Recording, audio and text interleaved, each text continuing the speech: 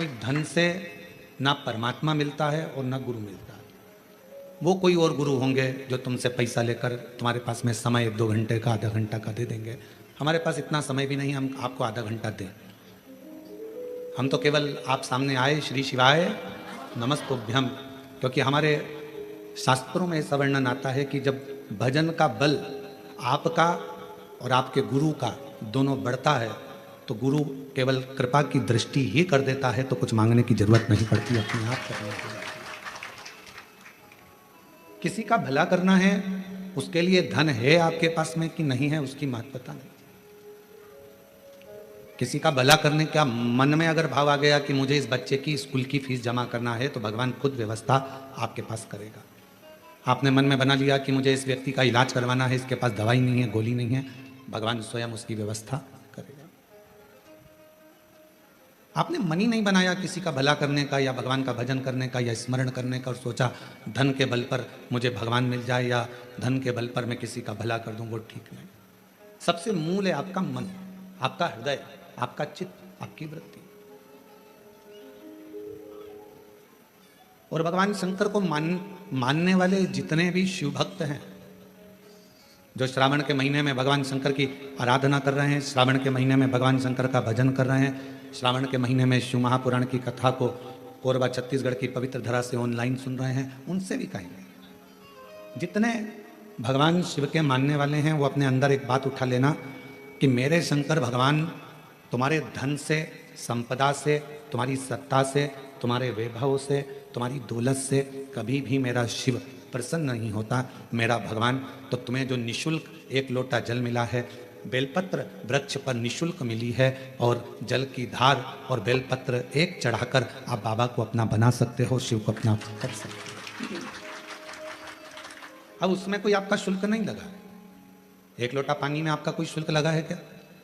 अपने घर का लोटा, अपने घर का पानी, यहां तक शिव महापुराण ने कहा कि मंदिर का पानी भी नहीं उठाना, मंदिर का लोटा भी नहीं उठाना, अपने घर से लेकर जाओ, अपना दर्द सुनाने के लिए, अपने मन की बात भगवान को कहने के लिए अपने साथ अपना जल लेकर जाओ।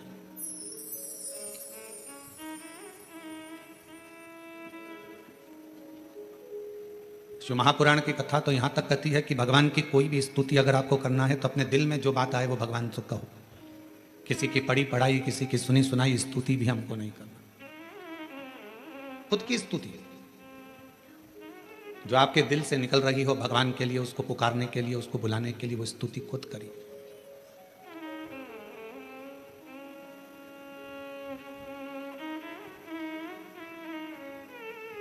हम ये भी नहीं कहेंगे कि आप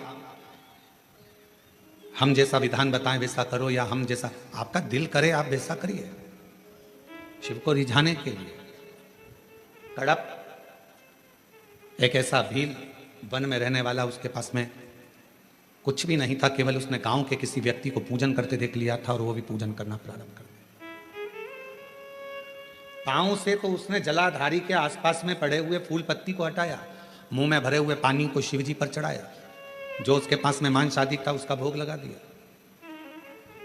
अब उसकी साधना, उसका तप कितना बड़ा कि ब्राह्मण देव ने, पंडित जी ने भगवान शंकर के शिवलिंग को पिंजरे में बंद कर दिया था। पिंजरे की एक तान टूट गई, लोहे की शिवलिंग पर जाकर लग गई, शिवलिंग में से खून बहना प्रारंभ हो गया, रक्त बहना प्रारंभ हो गया। कड़प आया, उसने देखा मेरे शंकर भगवान का नेत्र लग गया, नेत्र में ये लोहे की तान लग गई, आंख फूट गई। हाथ लगाया, खून नहीं रुका, कपड़ा लगाया, रक्त नहीं रुका। तब उसने अपनी त्रिशूल से आंख निकाल ली और वही शिवजी के शिवलिंग पर लगा दी, वही। और भगवान शंकर उसी समय प्रकट हो गए। ना मैं तुझे जानता हूं, ना तू मुझे जानता है, केवल तेरी भक्ति। और इतनी विचित्र, कड़प से पूछा तुझे मांग क्या चाहिए?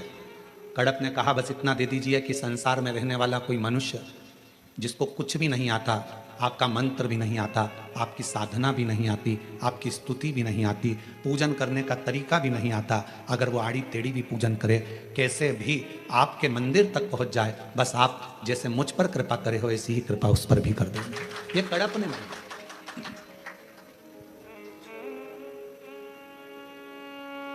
मेरे शंकर भगवान तुम्हारी स्तुतियों से, मेरे शंकर भगवान तुम्हारे बहुत बहुत सारा कि 100 लोटे जल चढ़ाओगे तो शंकर जी प्रसन्न होंगे, 1.25 लाख बेलपत्र चढ़ाओगे तो शिव जी प्रसन्न होंगे। भगवान शंकर के लिए कड़क व्रत करोगे, कुछ भी खाओगे पियोगे नहीं तो शंकर भगवान प्रसन्न होंगे, या अपना घर छोड़ दोगे तो शंकर भगवान प्रसन्न होंगे, या भगवान शंकर को शहद चढ़ाओगे या शंकर भगवान को रस चढ़ाओगे, ये चढ़ाओगे तो शंकर भगवान प्रसन्न होंगे। नहीं रे भाई, शंकर जी को प्रसन्न करने के लिए एक तो दिखावा मत करना, आडंबर मत करना, भगवान शंकर को प्रसन्न करने के लिए कहीं से कर्जा मत करना, भगवान शंकर को प्रसन्न करने के लिए केवल तेरा दिल, तेरा मन हृदय से बैठ जाना और मुख से ओम नमः शिवाय, ओम नमः शिवाय, श्री शिवाय नमस्तुभ्यम का उच्चारण करना। जो तेरे पास में है वो शिव को समर्पित करना, जो तुझे बोलना आता है। जो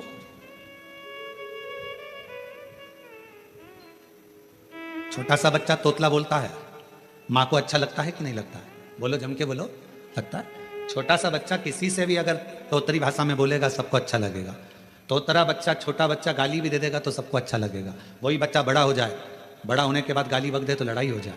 तोतरा है, माँ बाप स्वीकार करेंगे, लोग स्वीकार करेंगे। छोटा है, सब स्वीकार करेंगे। शिव जी की कथा कहती है कि भगवान शंकर को रिझाने के लिए आपकी तोतरी भाषा से, आपके निर्मल मन की भाषा से, आपके हृदय की भाषा से आप शिव जी को जैसे रिझाना चाहोगे, शंकर भगवान जल्दी प्रसन्न होंगे। और अगर आप आडंबर से, दिखावे से, छल से परमात्मा को पाने का प्रयास करोगे तो शिव कभी प्राप्त नहीं होगा।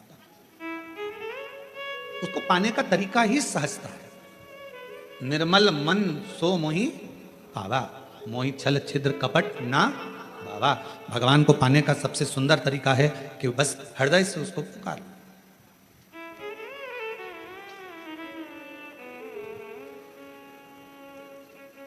बारिश पड़े तो छाता लिया जाता है और दुख पड़े तो शिव का नाम लिया जाता है।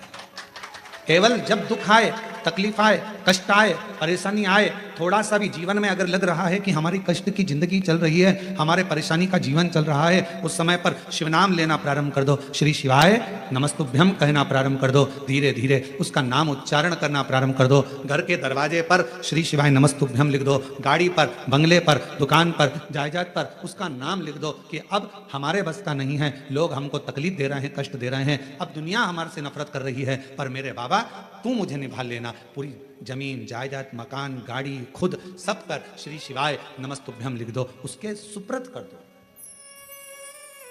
एक बहन ने एक पत्र लिखा था कल की रुद्राक्ष क्यों पहना जाता है, तुलसी की माला क्यों पहनी जाती है।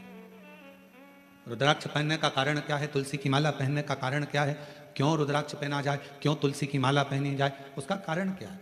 हम आपसे पूछते हैं, सब बोलना। एक कटोरी में शक्कर ले लो, ठीक है, उसमें तुलसी का थोड़ा सा दल डाल दो, क्या बन गया, जम के बोलो, प्रसाद बन गया। भोजन है, भोजन की थाली में जब तक तुलसी का दल नहीं डाला तब तक वो प्रसाद नहीं हुआ। तुलसी का एक पत्ता, थोड़ा सा दल भोजन की थाली में डल गया, क्या बन गया, प्रसाद। इतना बड़ा भगोना भरकर नुक्ति बनी है, सेव बना है, प्रसाद बना है, उसमें थोड़ा सा तुलसी का दल डाल दो, क्या बन गया, प्रसाद। अब शिव का प्रसाद कैसे बनता है, तो कहा भगवान के प्रसाद में जो सामग्री हो उसमें बेलपत्री डाल दीजिए, रुद्राक्ष का भाग उसके अंतर्गत, अर्थात भगवान शंकर स्वयं मां महागौरी से कहते हैं, हे महागौरी, हे गौरी, हे महागौरी। जैसे तुलसी भोजन में डालने पर प्रसाद बन जाती है, उसी तरह संसार का मनुष्य जब किसी रुद्राक्ष को अपने गले में धारण करता है तो वो मेरे लिए प्रसाद बन जाता है, मेरा अपना बन जाता है, उसको मैं स्वीकार कर लेता हूं, वो मेरा अपना है। अब प्रसाद को आप लोग नाली में फेंकते हो क्या, प्रसाद को आप गटर में फेंकते हो क्या, प्रसाद को आप कहीं गलत जगह डालते हो क्या, नहीं, क्योंकि वो प्रसाद बन गया। गले में अगर रुद्राक्ष की माला आ गई, एक रुद्राक्ष तुम्हारे गले में लाल धागे में पड़ा हुआ है, तुलसी की माला तुम्हारे गले में पड़ी हुई है, आप भगवान का प्रसाद हो। अगर चलते फिरते मौत का किसका ठिकाना, मृत्यु का किसको भरोसा, कब प्राण छूट जाए। अगर हमारे गले में रुद्राक्ष पड़ा है, तुलसी की माला पड़ी है और हमारे प्राण छूट भी गए तो हम वो प्रसाद हैं कि हमें नरक में नहीं पटका जाएगा, गलत जगह पर नहीं पटका जाएगा, हमको श्रेष्ठ जगह पर रखा जाएगा। प्रसाद को नाली में नहीं डालते, प्रसाद को गटर में नहीं डालते, रुद्राक्ष पहनने वाला, तुलसी की माला धारण करने वाले को गलत जगह पर नहीं भेजा जाता, गलत जगह। आप गले में अगर रुद्राक्ष धारण करते हो तो शिव का प्रसाद हो। और जितने शिव भक्त इस ऑनलाइन शिव महापुराण की कथा को आस्था चैनल पर श्रवण कर रहे हैं, फेसबुक यूट्यूब पर सुन रहे हैं और सोशल मीडिया पर इस कथा को अगर श्रवण कर रहे हैं, तो उनसे कहूँगा अपने गले में एक रुद्राक्ष अवश्य डालो। तुलसी की माला भी अगर है तो भी एक रुद्राक्ष जरूर डालो। क्यों? अगर गूगल पर सर्च करोगे, फेसबुक यूट्यूब पर सर्च करोगे, इंस्टा पर सर्च करोगे तो उसमें आपको मालूम पड़ेगा एक रुद्राक्ष यदि हमारे गले में होता है तो हमारी बीपी, शुगर, थायराइड इन सबको लेवल में रखता है। और वो ना शुगर बढ़ने देता है, ना शुगर घटने देता है, ना बीपी बढ़ने देता है, ना बीपी घटने देता है। एक रुद्राक्ष अपने गले में होना चाहिए।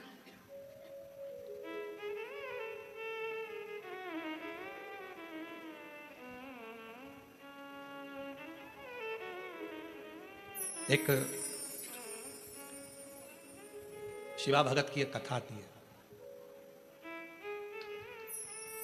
मालती का एक पुत्र था शिवा, उसको लोग शिव कहते थे। क्यों? क्योंकि मालती के घर में कमाने वाला कोई नहीं था, ससुर के प्राण छूट गए थे, पति शरीर से विकलांग था और मालती मेहनत करती, परिश्रम करती। घर में एक बेटे का जन्म हुआ जिसका नाम शिव के ऊपर शिवा रखा। पति विकलांग है, पत्नी कमाने जाती है, मेहनत करती है, परिश्रम करती है। एक अगर घर में तकलीफ है, घर में कष्ट है, परेशानी है, कलिकाल का समय है, कलयुग का समय है, शास्त्र कहता है कि इस कलिकाल में धर्म पत्नी को पति के कदम से कदम मिलाकर साथ देना चाहिए, मेहनत में, परिश्रम में आगे रहना चाहिए। वो समय गया जिस समय पर नारी केवल चौके का काम करती थी और लोग गाली देते थे, अपशब्द कहते थे, ताना देते थे, वो घर में रह लेती थी। आज का समय एक बेटी अपनी सेना को लेकर जाती है और पूरे पाकिस्तान को हिला कर जाती है। आज का वो युग है। आज का वो युग है कि एक बेटी पूरे पाकिस्तान को हिला कर जाती है। आज का वो युग है एक बेटी अंतरिक्ष में जाती है और अंतरिक्ष का छोर पाकर वापिस आ जाती है। आज का वो युग है एक बेटी साइंटिस्ट बनकर पूरे साइंटिस्टों को ज्ञान प्रदान करती है। आज का वो युग है। आज की बेटी collector, SP, IG, DIG, commissioner और बड़े बड़े अधिकारी और मंत्री के पद पर बैठती है। आज का वो युग है।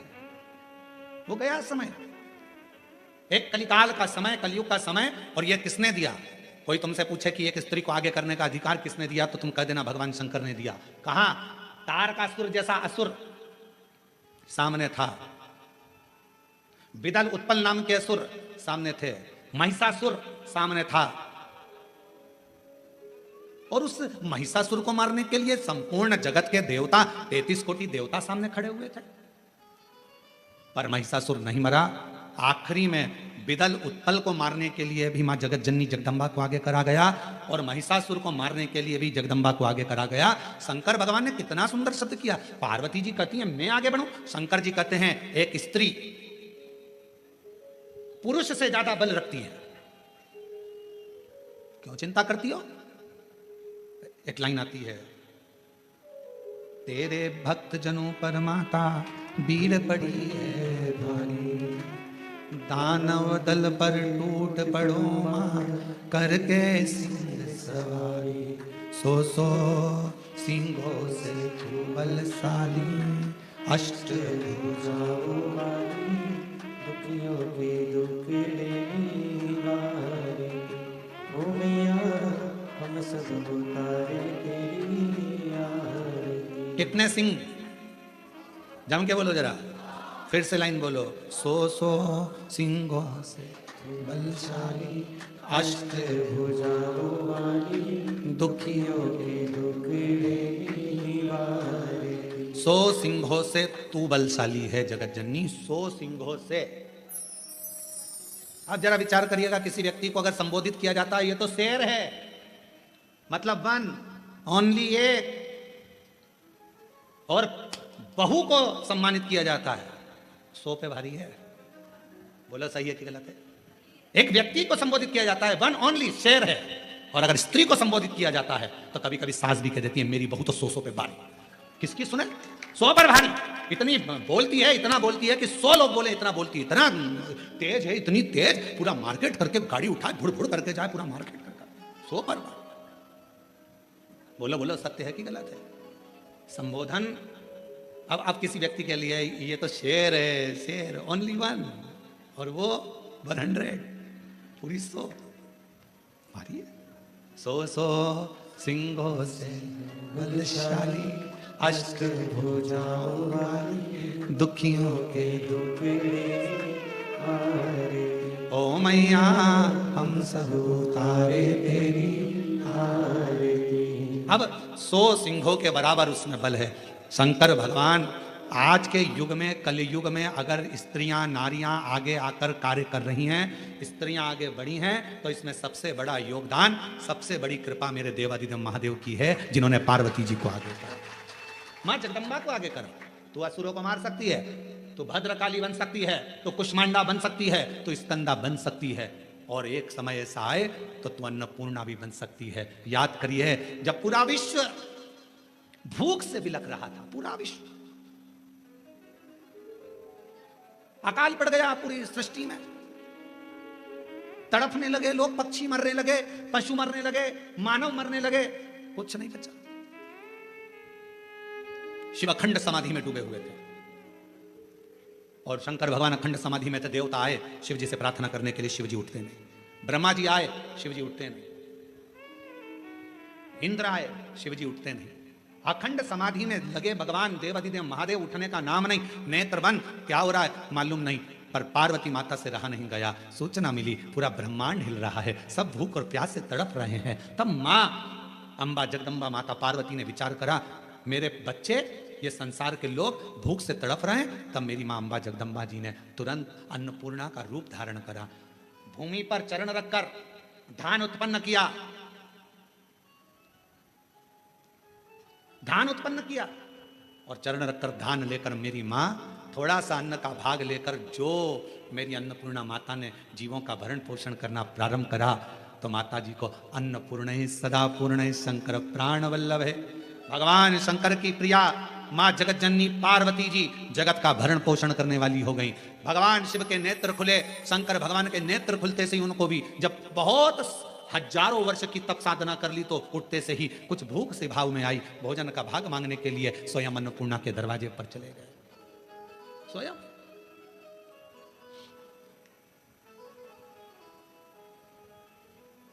जब जगत पूरे विश्व में हाहाकार मचती है तो वो अन्नपूर्णा बन जाती है। अगर नारी को अगर शक्ति दी है तो किसने दी? शिव ने। शंकर भगवान कि सारे चरित्रों को उठाकर देखिएगा, केवल देवादिदेव महादेव अपना अर्ध नारीश्वर स्वरूप का दर्शन कराते हैं। आधा शिव आधा पार्वती। पार्वती तू मेरी शक्ति है, शक्ति ही शिव है और शिव ही शक्ति है, दोनों। अब उसको समझने वाला समझे, ना समझने वाला ना। मालती बेटे का नाम शिवा रख दिया। पति पांव से विकलांग था, करता कुछ नहीं था, अकेली मेहनत करने जाती है, परिश्रम करती। अब दुनिया की रीति है, जब एक नारी पुरुष की तरह आगे बढ़कर काम करती है और आगे बढ़ने का प्रयास करती है, तो दुनिया के लोग ताना देने का प्रयास करते हैं।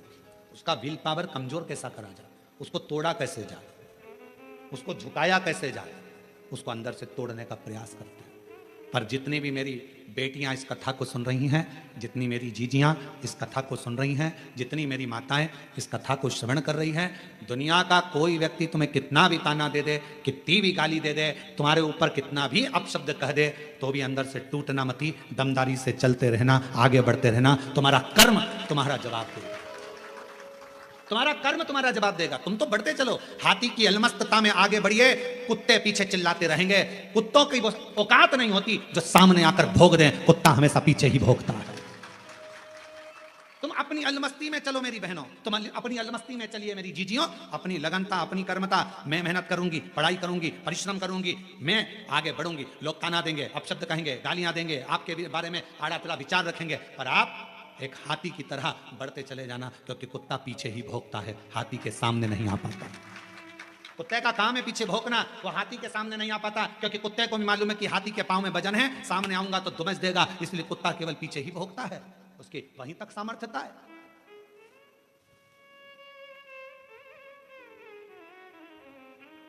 एक बहन, एक बेटी, एक मां, एक स्त्री जब अपने कर्तव्य पथ पर चले, उसको सोचना नहीं चाहिए कौन क्या कहेगा।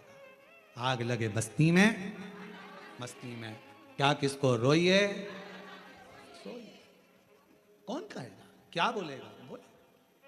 हम तो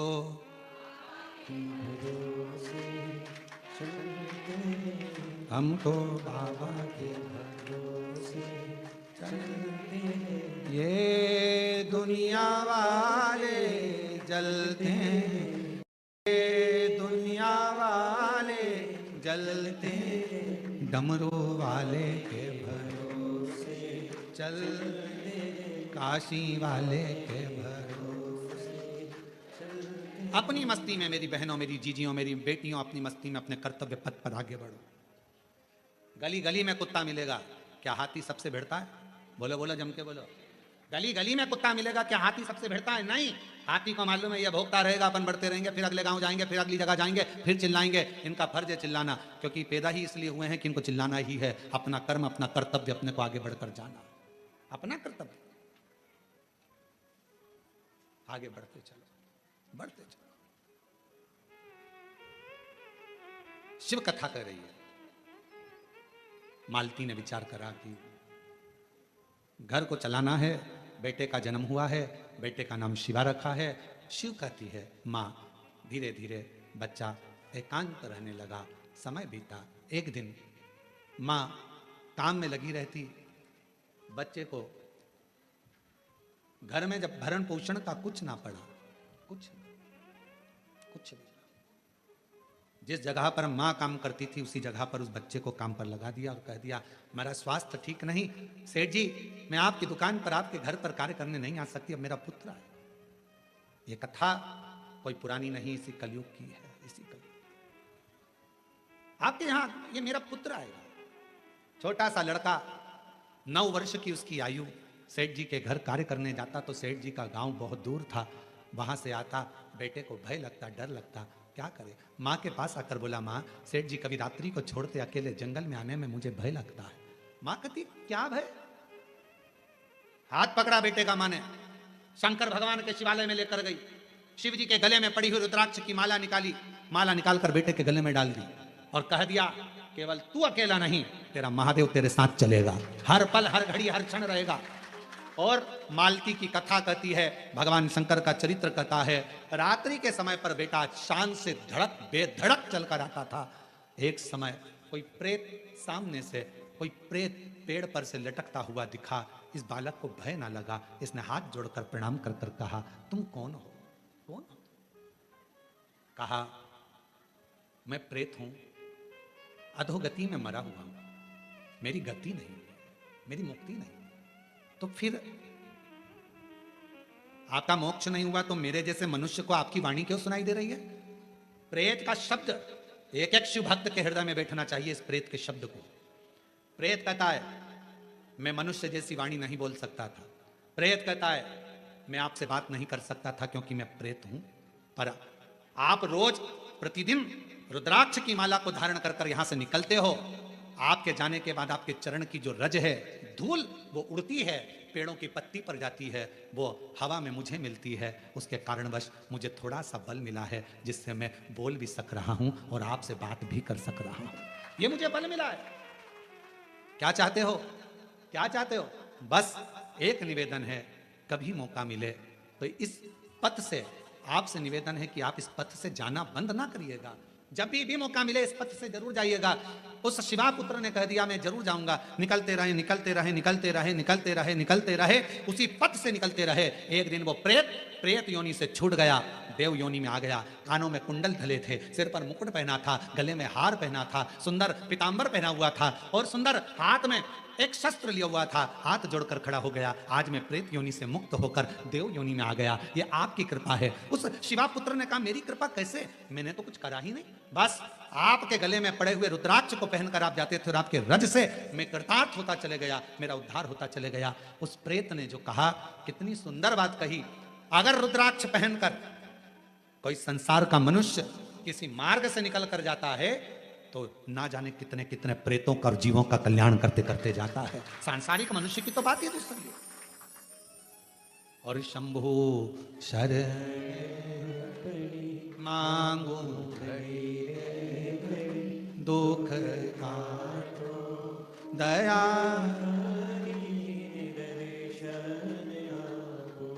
शंभु शरण मांगू घड़ी रे दुख काटो दया करीन दर्शन। एक प्रेत की भी गति रुद्राक्ष धारण करने वाले जीव से हो जाती है। माताएं कहती हैं कि रुद्राक्ष पहनना चाहिए, क्यों नहीं? हम तुलसी की माला पहने कि रुद्राक्ष पहने, दोनों पहनो, कोई दोष तो नहीं लगेगा। कहां लिखा कि तुलसी पहनने वाले को रुद्राक्ष नहीं पहनना चाहिए, रुद्राक्ष पहनने वाले को तुलसी नहीं पहनना चाहिए? जब भगवान राम भगवान शंकर जी की आराधना करते हैं और शंकर जी भगवान राम की आराधना करते हैं तो दोनों के लिए समता है। किसी के लिए ना तुलसी से बेर ना रुद्राक्ष से बेर, दोनों धारण कर सकते। गले में एक रुद्राक्ष का मनका आपके जीवन में ना जाने कितनी व्याधियों से, कितने दुखों से तुमको निकाल देता है, कितने दुखों से। एक पत्र है, देखिए।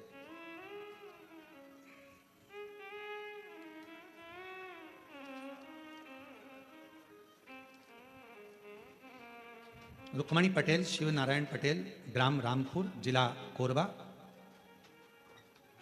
रामपुर करतला, छत्तीसगढ़ से हैं। 12 वर्ष तक मेरे यहाँ संतान का सुख नहीं हुआ। हमने मेडिकल टेस्ट कराया, टेस्ट बेबी करवाया, सब कुछ करवाया, पर संतान का सुख नहीं हुआ। तब किसी ने कहा कि सफेद आंकड़े की जड़ का प्रयोग करो और भगवान शंकर का पशुपति व्रत करो, टीवी पर कथा आती है वो सुनो। हमने सब कुछ किया, फिर बाद में जब संतान का सुख नहीं आया तो फिर वापस व्रत किया और कोकड़ी में आपकी कथा थी वो श्रवण करी। बाबा की ऐसी कृपा हुई गुरुदेव, मेरे बाबा ने 12 साल के बाद मुझे संतान दी। मैं बाबा को प्रणाम करती हूँ। एक पत्र और बड़ा सुंदर है।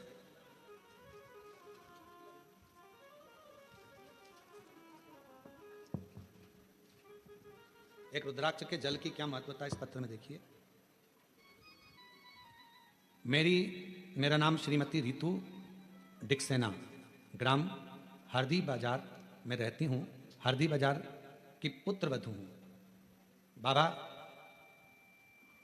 शादी के 12 वर्ष के बाद 2023 में मेरे गर्भ में मुझे तकलीफ हुई। पहले डॉक्टरों को दिखाया तो बच्चेदानी में छाले बता दिए, फिर डॉक्टर को दिखाया तो गर्भाशय में बच्चेदानी में 7 गठाने हो गए। घबरा गए। डॉक्टर ने कहा ये गठानों की जांच होगी, मालूम पड़ेगा कि कौन सी बीमारी है। हम लोग घबरा गए।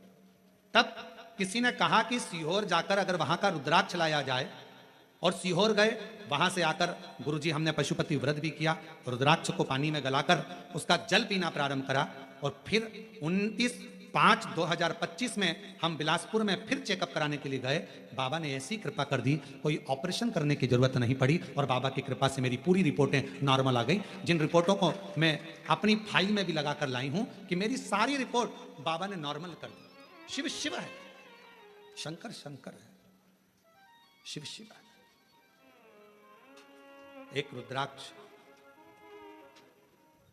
यदि गले में पड़ा हुआ है, एक रुद्राक्ष यदि हम उसका जल पी रहे हैं, एक रुद्राक्ष हमारे घर में हम रख रहे हैं, उसका जल पी रहे हैं, या हमारे गले में धारण कर कर रख रहे हैं, उसका फल आ जाए हमको मिलता जरूर है।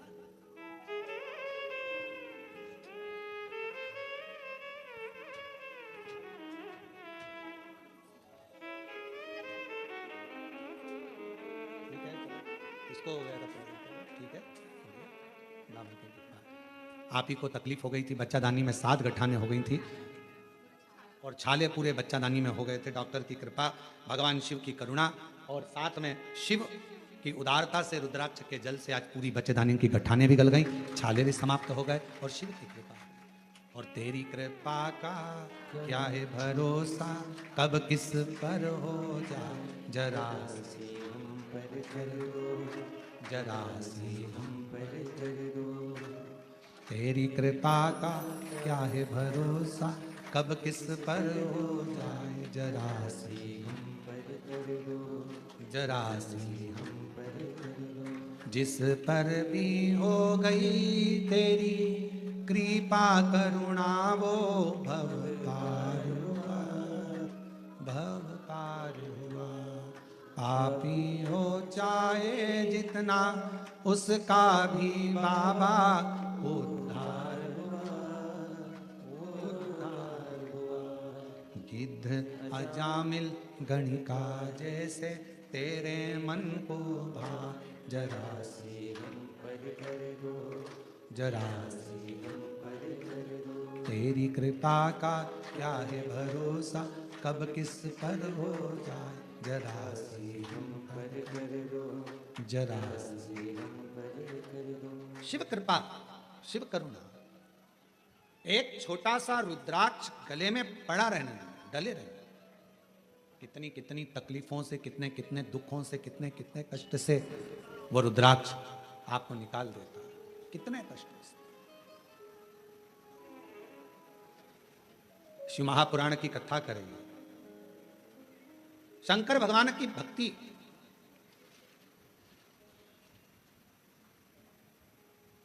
किसी का भला करने में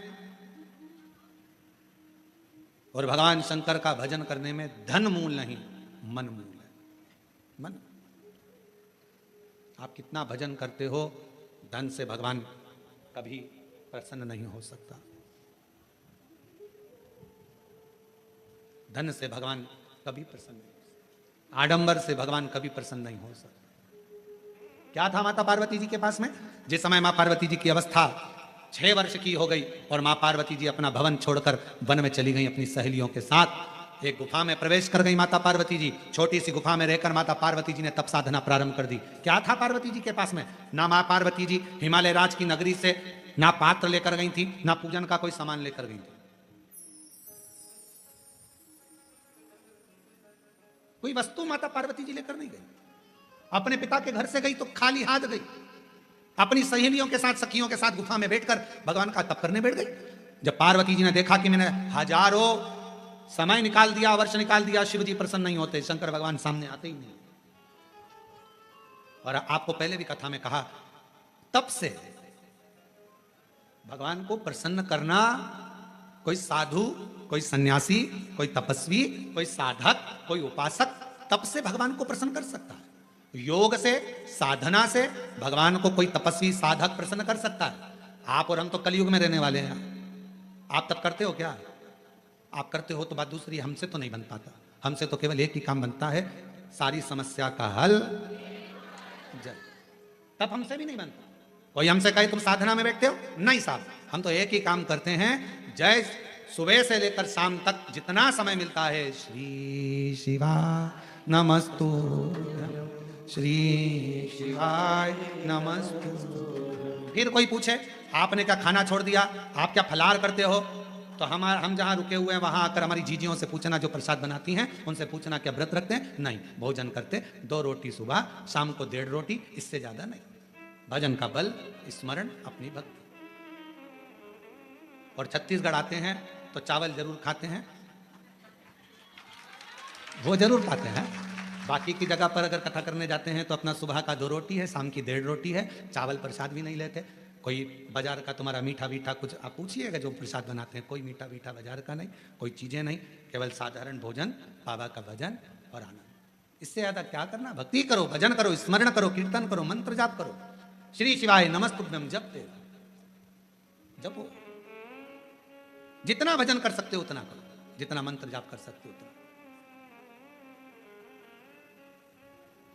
और हम तो शर्मा जी आपसे भी कहेंगे, हमारा जो प्रसाद बनता है उसमें थोड़ा प्रसाद कभी योग बन जाए तो पाना, शंकर जी की प्रसादी कभी योग बने तो जरूर लीजिए प्रसाद का भाव। और बनाने वाला भी कौन होता है?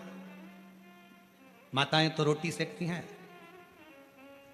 और हमारे पंडित जी सब्जी से बनाते हैं, या आशीष भैया सब्जी बना देते हैं, जो भाजी अपने बच्चे लोग बना बे, पा लिया आनंद। शिव तत्व की प्राप्ति हो, शिव तत्व।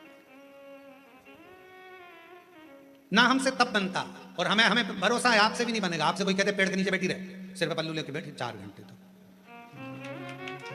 बनेगा? घर छोड़ सकते हो? नहीं। नदी पर जाकर बैठ सकते हो? थोड़ा सा नदी में पानी बड़ा बारिश में तो पीछे खसक जाओगे, तुरंत नहीं बन सकता। ना हमसे तब बन रहा है, ना साधना बन रही है, ना हमसे कोई ऐसा व्रत बन रहा है। पहले के व्रत आज के व्रत में अंतर है। आज के व्रत में तो पेट भरकर फराल कर लो, फिर भूख लग जाती है, फिर सेव फल खा लिया, केला खा लिया, पपीता खा लिया, रात्रि के फिर फलहार की तैयारी, फिर वो खाने के बाद फिर दूध पीने की तैयारी, फिर आधी रात को फिर पति को नींद नहीं आ रही, पति बोले तेरा व्रत है, हाँ आज एकादशी है। पति ने मन में सोचा 11 बार खा लेती, एकादशी पूरी हो जाती, क्यों ना खा, व्रत नहीं। ना हम तप कर पा रहे हैं, ना साधना कर पा रहे हैं, ना व्रत कर पा रहे कली काल में। इसलिए तुलसीदास बाबा ने लिख दिया कलयुग केवल नाम आधारा। इसलिए तुलसी बाबा ने लिखा कलयुग में कुछ नहीं बने तो एक काम करो, राम राम राम राम जपते रहो, शिव नाम जपते रहो, कृष्ण नाम जपते रहो। तुम्हारे दिल में जो बैठ जाए, जिसका तुम भजन कर सकते हो उसको भजो। भगवान का भजन करने में मन लगा लो। तुम जितना जपोगे आडंबर से दूर रहोगे, तुम जितना जपोगे सबसे दूर रहोगे। इसलिए कलिकाल में एक नियम बना लिया, सारी समस्या का हल जल। फुर्सत मिले 2 मिनट जाओ, शंकर जी को जल चढ़ाओ। अपने शिव के लिए अगर तुम 2 मिनट का समय मंदिर जाने का निकाल लोगे तो भगवान शंकर भी अपने समय में से तेरा दुख हरने के लिए तेरे दरवाजे पर आकर खड़ा हो जाए। समय निकालो। आजकल का जमाना यही है, तुम किसी के यहाँ जाओगे तो कोई तुम्हारे यहाँ बोलो तो आएगा। बहन के घर शादी में जाओगे तो बहन तुम्हारे घर शादी में, तुमने अपनी बहू को भेज दिया तो वो भी बहू को भेज देगी। और तुम्हारे जाने में और बहू के जाने में अंतर है। बहू शादी में जाती है, काम वाम नहीं करती, कुर्सी पर डेंटिंग पेंटिंग करके बैठ जाती है। काम करेगी क्या? नहीं। मौसी सास के यहाँ आई है, फैलारा पड़ा है तो पड़े रहने दो, सामान पड़ा है तो पड़े रहने दो। पर बहन के घर शादी में बहन जाती है, जितना सामान आता है, कपड़े आए, मायरे का सामान आया, सारा सामान संभालती है। मिठाई के डब्बे इधर रखेगी, बर्तन उधर रखेगी, सामान उधर रखेगी, बहन संभालेगी, बहू नहीं। अब तुम्हारे यहाँ शादी में तुमने बहू को भेजा तो उसने भी बहू को भेज दिया। तुम आती तो वो भी, तुमने संभाला तो वो भी संभालती। हमारी जीजी ने हमारे यहाँ काम संभाला था भैया, उसके घर काम आया है, हम भी जाके संभालेंगे क्योंकि हमारी बहन ने हमारे यहाँ संभाला था। उसी तरह जैसे तुम अपने रिश्तेदार को शादी में भेजते हो तो वो अपने रिश्तेदार को भेजता है। अब तुमने कह दिया मम्मी कथा हो रही है तुम चली जाओ, तो भगवान भी कह देगा जब अंतिम समय आएगा, ये मरने वाली है, यमराज तू चले जा, तू चले। और अंतर देखिए, बहन आती तो काम करती, भगवान आता तुझे लेने के लिए भोलेनाथ तो नंदी पर बिठा कर ले जाता, डमरू बजाता बजाता। देवराज ब्राह्मण को लेकर गया था नंदी पर बिठा, नरसिंह जी को बैठा कर लेकर गया था। और अगर यमराज आता है तो नंदी पर काय पर बिठा के ले जाता है? नहीं, पाड़े की पूंछ से बांध कर ठोकता ठोकता, दे धम दे धम दे धम। खूब मोबाइल पे झूठ बोली थी, दे, खूब दिया। दिन भर चैटिंग में लगी रहती थी, दे। जरा सा कोई गलत लिखता था फेसबुक पर कमेंट्स करती थी, दे। उंगली पर रखेंगे और दोचेंगे, इसी से चलाती थी खूब व्हाट्सएप, दोचो। चिल्लाएगी क्षमा कर दो, मुझे माफ कर दो, एक बार बंस मोर फिर जन्म दे दो, मोबाइल नहीं चलाऊंगी, और चलाऊंगी तो शिव पुराण देखूंगी, फिर कुछ नहीं देखूंगी। भगवान बोले शिव पुराण की आड़ में चैटिंग करती रहती, फिर मारा फिर खूब। चलते चलते फिर याद आया मेरी नीले कलर की साड़ी एक बार भी नहीं पहनी। यमराज से कहा भगवान प्लीज क्षमा कर, बहुत दुख हो रहा है मुझे। भगवान ने पूछा किस बात का दुख हो रहा है? अलमारी में 3 नंबर के ब्लॉक में नीले कलर की साड़ी रखी है, उसकी फाल लगवा ली थी, चोली भी बनवा ली थी, पर पहन नहीं पाई। मुझे एक बार मौका दे दो, मैं पहन लूं। और हमारे मोहल्ले में नया पार्लर खुला है, उसके पास एक बार भी नहीं, कृपा करो। यमराज ने फिर दिया धर के, चल। किस काम की वो जिह्वा जो भगवान का भजन ना कर पाए, किस कान का वो श्रवण जो भगवान की कथा ना सुन पाए, और किस काम का वो मस्तक जो भगवान के आगे झुक ना पाए। किस काम, क्या करे वो शरीर? कृपा पीड़ा मुख से राम नहीं निकले, राम नहीं निकले रे श्याम नहीं निकले। वो कहीं जाने हरी भजना में, जीवन गवाए दियो सजना में। भजना में मन नहीं लगा, सजना में मन लग गया। हम तो कई बार कथाओं में कह देते हैं, लोगों को बहुत बुरा लगता है कि आप जितना समय दर्पण को देती हो ना, जितना समय दर्पण को देती हो ना, जितनी देर कांच के सामने देती हो, पेंसिल से लाइन खींचना, डब्बा भरना, फिर सुरमा लगाना, फिर डेंटिंग पेंटिंग, जितना समय दर्पण में देती हो उसका आधा समय भी अगर मेरे शंकर को दे दिया तो सुंदरता मेरा शिव देगा। आधा समय निकालकर भगवान शिव को दीजिए। और पुरुषों से निवेदन है, जितना समय फालतू की चर्चा में, व्यर्थ की बातों में, व्यर्थ के कमेंट्सों में और व्यर्थ की बातों में लगाते हो ना, उतने में से आधा समय निकालकर मेरे शंकर के मंदिर में अपनी पत्नी को साथ लेकर एक लोटा जल चढ़ाने जा, तेरी पूरी जिंदगी सवर जाएगी। थोड़ा सा समय निकालो। अभी कावड़ चल रही है पूरे भारत में, कावड़िया कावड़ लेकर जा रहे हैं। जितने कावड़िया भारत की भूमि पर कावड़ लेकर जा रहे हैं, उनके चरणों को मैं नमन करता हूं। कोरबा की इस भूमि से मैं दंडवत प्रणाम करता हूं कि कावड़िया सनातन धर्म को जागृत कर रहे हैं। एक कावड़िया 50 व्यक्ति को जागृत करता है, सनातन धर्म को मजबूत करता है। मैं उनको प्रणाम करता हूं, जो नवयुवक बेटा बेटी, नवयुवक बेटा बेटी, माताएं, बुजुर्ग सब अपने अपने भाव से भगवान की कावड़ लेकर जा रहे हैं। और जो कावड़ियाओं की सेवा में लगे हैं, कावड़ियाओं की सेवा में जितनी बड़ी बड़ी संस्थाएं सेवा में लगी हुई है, आप कभी बाबा धाम जाकर देखो। गए हो आप लोग बैद्यनाथ जी? बाबा धाम बैद्यनाथ गए? कावड़ भर के आए हो पहले कभी? आप लोगों ने देखा होगा बाबा बैद्यनाथ जी के यहाँ सुल्तानगंज से कावड़ भरकर बाबा की जो कावड़ बैद्यनाथ जी पर जाती है, बाबा धाम जाती है बैद्यनाथ जी के यहाँ, पूरे रास्ते में लोग बड़े बड़े लंगर, बड़े बड़े टेंट दूसरी दूसरी जगह से आकर खूब शहर के वासी, पूरी बिहार के लोग, पूरा उत्तर प्रदेश का लोग, वहां पर पूरा झारखंड का लोग पूरी तैयारी रखते हैं और बड़े बड़े कैंप लगाकर सबकी सेवा करते हैं। उनको धन्यवाद देता हूं, उनको प्रणाम करता हूं। साधु आप जाओ हरिद्वार, आप जाओ उत्तर प्रदेश, काशी, बड़े बड़े संस्थाएं, बड़े बड़े सेवादार, बड़े बड़े अपने आनंद में। आप सीहोर जाकर देखिए, सीहोर में भी बहुत संस्थाओं ने अपनी अपनी सेवाओं के क्रम चालू रखे हैं। करा रहे लोगों का मुख झूठा, किसी को पानी पिलाना, किसी को चाय पिलाना, किसी को नाश्ता कराना, अपने आनंद के साथ कर रहे हैं, भगवान की भक्ति के साथ। देखो, और कुछ लोग संसार में ऐसे भी पैदा हुए हैं जो कावड़ भरने के लिए जा रहे हैं तो क्यों जा रहे हैं, क्यों टाइम बर्बाद कर रहे हो, क्यों कर रहे हो, क्यों लंगर चला रहे हो, क्यों भंडारा कर रहे हो, उसमें भी तकलीफ उनको हो रही है। क्यों? क्योंकि ये सनातन धर्म को कभी मजबूत होता नहीं देख सकते, कभी। इन्होंने जिंदगी भर केवल एक ही कसम खाई है कि हम सनातन को नीचे ले जाएंगे, ऊंचा नहीं। सनातन को ऊंचा ले जाने का प्रयास करो। इस भारत की भूमि को फिर विश्व गुरु बनाने का प्रयास करो। इस भारत की भूमि को फिर श्रेष्ठ बनाने का प्रयास, अग्रता रखिए, साधुता है। और भारत की भूमि पर ऐसे ऐसे मुख्यमंत्री हुए हैं जो कावड़ियाओं पे फूल की वर्षा कर रहे हैं, साधुता है इनको, बहुत बहुत साधुता। शिव तत्व को पहचान। भगवान को पाने के लिए धन की जरूरत नहीं, मन की जरूरत है, संपदा की जरूरत नहीं है। आपका मन जितना प्रबल होगा, शिव उतना जल्दी। मेरे शंकर भगवान को राजी करने के लिए मां जगतजननी जगदम्बा एक गुफा के अंदर प्रवेश कर गई। माता के पास में कुछ भी नहीं, पिता के पास से कुछ भी लेकर नहीं, कुछ भी, कोई वस्तु नहीं, कोई सामग्री नहीं, खा लिया। संसार की रीत है, मुट्ठी बांधे आया जग में, बोलते जाओ, आप लोगों को मालूम होगा। मुट्ठी बांधे आया जग में, लोग कहते हैं हाथ पसारे जाएगा। क्या तू लेकर आया जग में, क्या तू लेकर जाएगा? परशु महापुराण की कथा कहती है, मुट्ठी बांधे आया जग में, हाथ पसारे जाएगा, पर क्या लेकर आया इसका तो नहीं मालूम। पर इतना जरूर है, जो पुण्य तूने करा, जो सत्कर्म तूने करा, जो तूने भूखे को भोजन, प्यासे को पानी पिलाया, वो तेरे साथ जरूर जाएगा। तेरा सत्कर्म तेरे साथ जरूर जाएगा। तेरा सत्कर्म बंद है, बंद है दोनों। तेरा सत्कर्म तेरे साथ जाएगा, तो अच्छा कर्म कर। और जितने अच्छे कर्म से, जितने अच्छे कर्म के अनुसार, जितने कर्म के अनुकूल तो अच्छा कर्म करेगा, उसके अनुकूल तेरे को फल जरूर मिलेगा। फिर निवेदन, मत बुरे कर्म कर बंदे, वरना पछताएगा, भगवान की आंखों से तू बच नहीं पाएगा, तू बच नहीं पाएगा।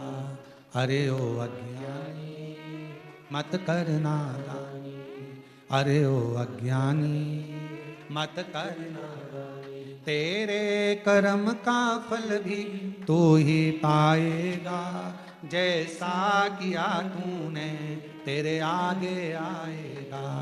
मत बुरे कर्म कर बंदे, वरना पछताएगा, भगवान की आंखों से तू बच नहीं, हो गया, तू बच नहीं पाएगा। अरे ओ अज्ञानी मत करना, अपने कर्म का दंड अपने को भोगना। पर दुनिया को अपना कर्म दिखता कहां है?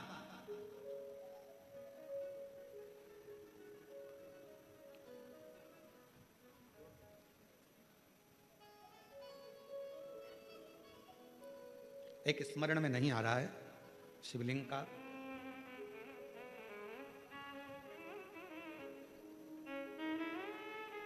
ओमकारेश्वर में कौन कौन गया है ओमकारेश्वर? गए हो आप लोग? ओमकारेश्वर की, फिर बंद हो गए।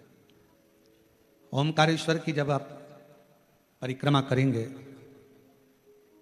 और ओमकारेश्वर की परिक्रमा करते समय जब आप ऊपर पहाड़ी की ओर बढ़ेंगे,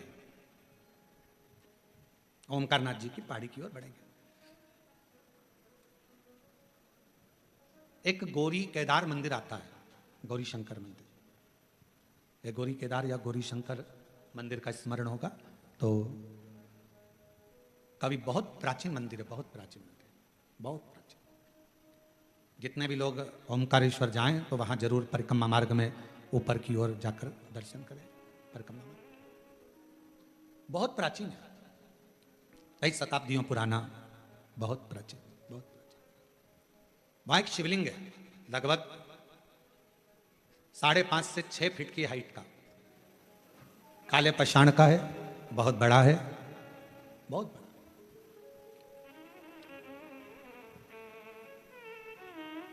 जब मुगलों का राज्य हुआ, उस मंदिर में शंकर भगवान के शिवलिंग में एक बड़ा सा दर्पण लगा हुआ था, एक हीरा लगा हुआ था, एक बड़ा सुंदर दर्पण, बड़ा सुंदर हीरा लगा हुआ, हीरे से परिपूर्ण था शिवलिंग। उस दर्पण का काम क्या था?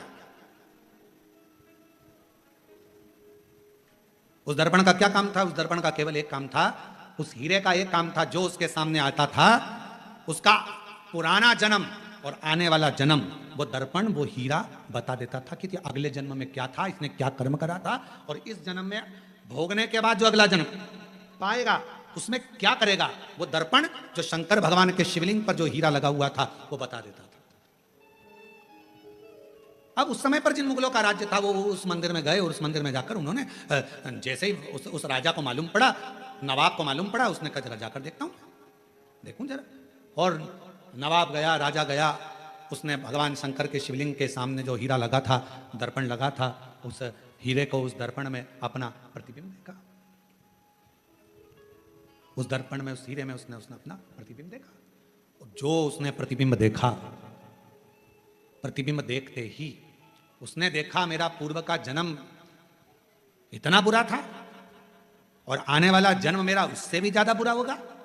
गुस्सा आ गया उसको, पूरा मंदिर तहस नहस करवा दिया, आसपास का पूरा मंदिर तोड़वा दिया, हीरा जड़त, दर्पण, हीरा सब जो लगा था सब तोड़ तोड़ा कर लेके चला गया, सब टूट गया, सब नष्ट कर दिया। शिव महापुराण की कथा कर रही है, भगवान शंकर का चरित्र कर रहा है, शिव तत्व कह रहा है। अगर वो राजा चाहता तो शिव महापुराण की कथा में लिखा है, दुनिया के सामने आप कैसे भी रह लो पर तुम्हारे कर्म का दंड तो तुमको भोगना पड़ेगा। पर यदि अगर शंकर भगवान को एक लोटा जल आप समर्पित कर रहे हो तो तुम्हारा पहला क्या निकला, बाद में क्या होना है, वो महादेव के हाथ में चला जाएगा और महादेव तुम्हें कष्ट नहीं देगा, महादेव तुम्हें तकलीफ नहीं देगा, दुख नहीं देगा, कष्ट नहीं देगा। फिर वही लाइन आ गई स्मरण में कि मत बुरे कर्म कर बंदे वरना पछताएगा, भगवान की आंखों से तू बच नहीं पाएगा, तू बच नहीं पाएगा। अरे ओ अज्ञानी मत कर नादानी, अरे ओ अज्ञानी मत कर नादानी, तेरे कर्म का फल भी तू ही पाएगा, जैसा किया तूने तेरे आगे आएगा। मत बुरे कर्म कर बंदे वरना पछताएगा, भगवान की आंखों से तू बच नहीं पाएगा, तू बच नहीं पाएगा। शिव महापुराण की कथा कर रही है, भगवान शंकर का चरित्र कर रहा है। कोई दिखावा, कोई धन, कोई दौलत पार्वती जी लेकर नहीं गई, तप करने के लिए मां पार्वती जी बैठी, तब से शिव प्रकट नहीं हुए। साधना करने पार्वती जी बैठी, प्रकट नहीं हुए। सारा व्रत, सारा उपास, सारी साधना, सारा तप पार्वती जी ने कर लिया, शिव प्रकट नहीं हुए। तब सखी ने कहा, तब सखी बोली, सहेली ने कहा, पार्वती मैंने सुना है शंकर भगवान एक लोटे जल से प्रसन्न हो जाते हैं। मैंने सुना है शिव जी एक बूंद जल चढ़ जाए शिव प्रसन्न हो जाते हैं। थोड़ा सा जल चढ़ा, शंकर कृपा करे। और फिर निवेदन करूं सभी श्रोताओं से, सावन के महीने में कथा सुनने वाले सभी श्रोता भाई बहनों से फिर निवेदन करूं, भगवान शंकर की कथा शिव महापुराण की चरित्र कथा वर्णन कर रही है। कुछ ना बने तो शंकर के मंदिर में केवल, कुछ भी ना हो तो केवल घर से एक लोटा जल भरकर जाना, शिव के मंदिर में प्रारंभ कर दो। मेरा देव अधिदेव महादेव करुणा करना प्रारंभ कर देगा, शंकर करुणा करना प्रारंभ कर देगा। जल चढ़ो, सारी समस्या का हल। हर हर बोल बम का नारा है, सारी समस्या का हल श्री शिवाय। केवल जल चढ़ाना प्रारंभ, और कुछ भी। शिव स्वीकार करेगा, भगवान शंकर स्वीकार।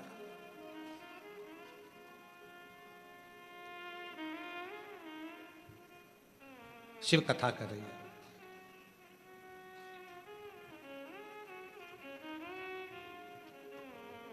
एक गुरु में और एक शिव में एक बहुत बड़ा अंतर होता है।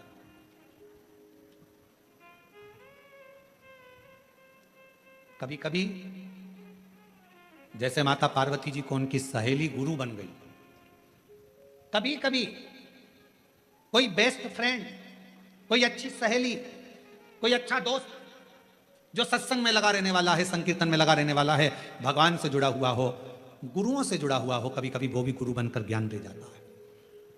पार्वती जी की सहेली ने पार्वती जी को ज्ञान यही भाव से दिया। जल चढ़ा, पार्वती जी ने बालू रेत का शिवलिंग बना लिया, वहीं की मिट्टी उठाकर और सहेली के कहने पर जल चढ़ाना प्रारंभ करा। और जो जल चढ़ाना प्रारंभ करा, भूखी प्यासी रहकर बेलपत्र समर्पित कर कर जो पार्वती जी ने तप साधना करना प्रारंभ करी, जल चढ़ाना, शिव के पार्थिव लिंग का पूजन करना। और शिव महापुराण में वर्णन है, लिंग पुराण में वर्णन है, स्कंद पुराण में वर्णन है, कूर्म पुराण में वर्णन है कि पार्थिव लिंग का पूजन करने वाला व्यक्ति जिंदगी में सारे सुख पा लेता है। पार्थिव लिंग का पूजन करने वाला।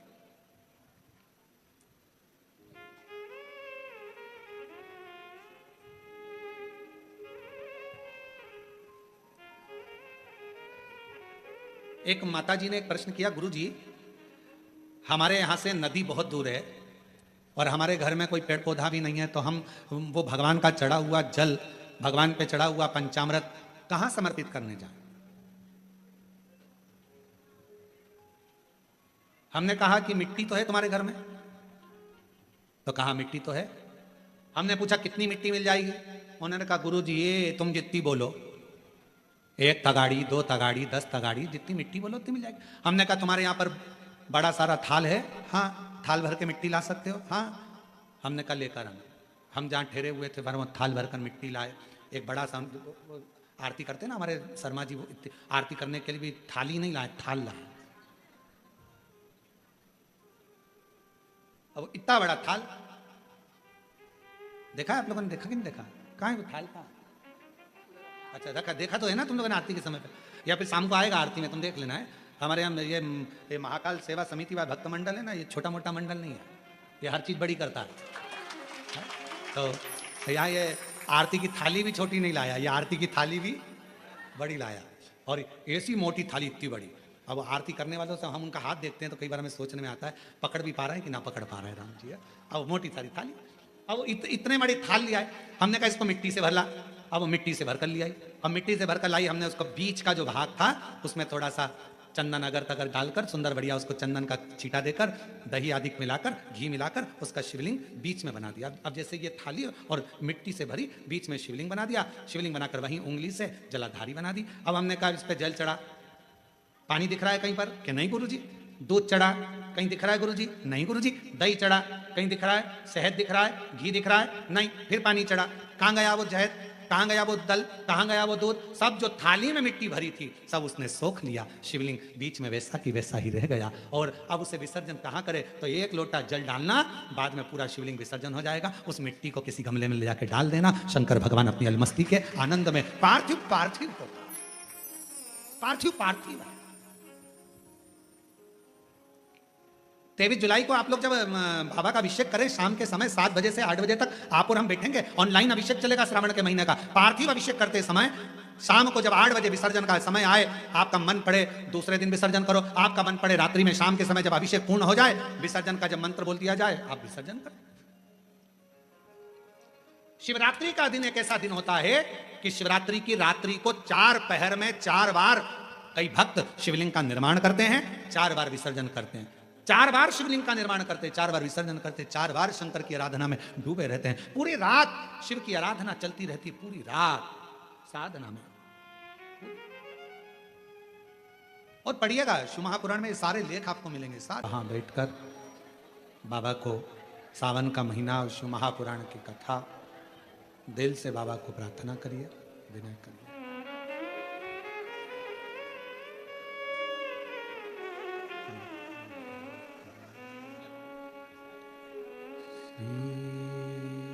शिवाय नमस्तुभ्यं, श्री शिवाय नमस्तुभ्यं, श्री शिवाय नमस्तुभ्यं, श्री शिवाय नमस्तुभ्यं, श्री शिवाय नमस्तुभ्यं। भोला सब दुख काटो म्हारा, ओ भोला सब दुख काटो म्हारा। शिव शंकर जपो तेरी माला, भोले बाबा जपो तेरी माला। भोला सब दुख काटो, ओ भोला सब दुख काटो। वेश है मंगल मंगलकारी, वेश है मंगल मंगलकारी। शमशान वासी हमारा, शमशान वासी हमारा। ओ भोला सब दुख काटो, ओ भोला सब दुख काटो।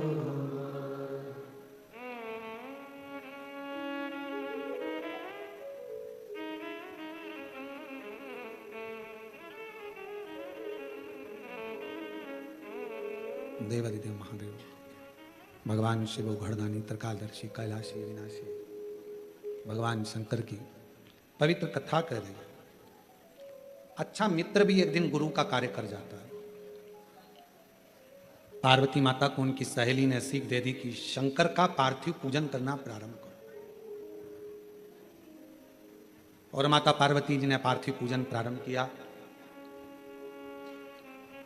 कहते हैं माता पार्वती जी केवल बाल्यावस्था में ही पार्थिव पूजन नहीं करी है। जब माता पार्वती जी का विवाह हो गया, घर में रिद्धि सिद्धि बहुएं आ गईं, तब भी मां पार्वती जी पार्थिव लिंग का पूजन करती रही। अब जरा विचार करिएगा, बहुत समझने वाला विषय है। पार्वती जी को शिवजी मिल गए, घर में रिद्धि सिद्धि आ गई, पुत्र गणेश आ गए, षडानंद कार्तिकेय आ गए, अमोद प्रमोद आ गए, शुभ लाभ आ गए। अब जिसके घर में इतना सारा सब सुख आ गया, तो फिर पार्थिव लिंग पूजन करने की जरूरत क्या थी?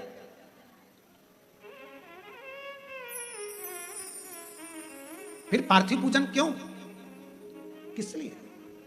अब तो पार्वती जी को शिव जी मिल गए थे, अब तो पार्वती जी को सब कुछ प्राप्त हो गया था, बेटे भी आ गए, बहू भी आ गई, पोता पोती भी हो गए, सब हो गए, नाती पंती सब। तो फिर अब पार्थिव पूजन क्यों? तो शिव महापुराण की कथा कहती है,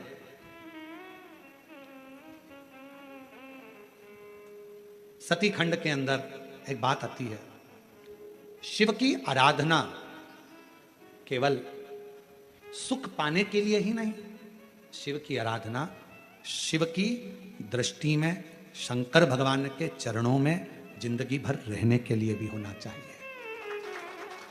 शिव के चरणों में रहने के लिए।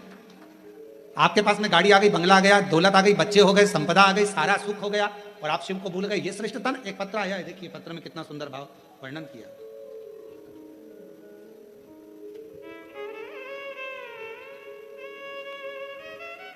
सुमित्रा चौहान, दीपक, गांव का नाम है दीपका, है दीपका, जिला कोरबा छत्तीसगढ़ से हैं।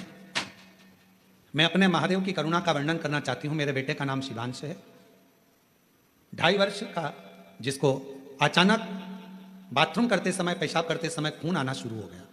मैंने डॉक्टर को दिखाया तो सोनोग्राफी में बोला गया कि इसके बच्चे के पेशाब थैली के अंदर एक 15-14 सेंटीमीटर की गठान हो गई, जिसका रिपोर्ट लगाया गया है गांठ का साथ में।